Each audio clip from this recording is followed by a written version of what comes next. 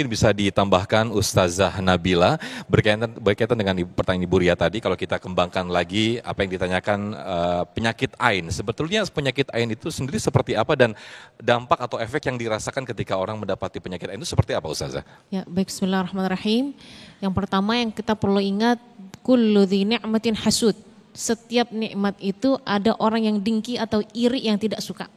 Jadi dari situ kita sebenarnya lebih berhati-hati saja ketika kita memposting kita jalan-jalan dan lain sebagainya, karena tidak semua orang senang, tidak semua orang suka. Mungkin ada yang melihat, wah ini enak ya dia punya anak, sedangkan dia sendiri tidak punya anak.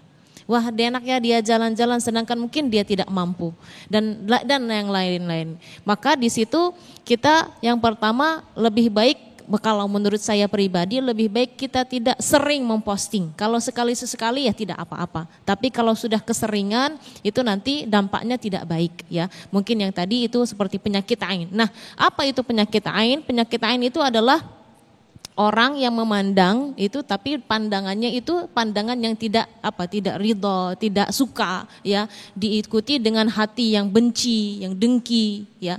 Maka disitulah nanti dampaknya kepada orang tersebut yang memposting ya, itu bisa jadi tidak ada keharmonisan di rumah tangganya, mungkin anak-anaknya mendapat penyakit dan lain sebagainya.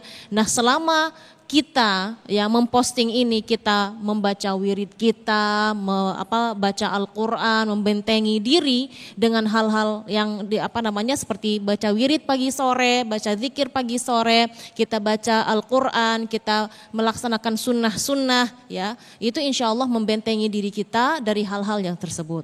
Nah, ada juga hal-hal yang menghancurkan benteng itu. Jadi misalnya tadi ain itu bisa tembus dengan misalnya ada 4 hal yang menghancurkan benteng itu.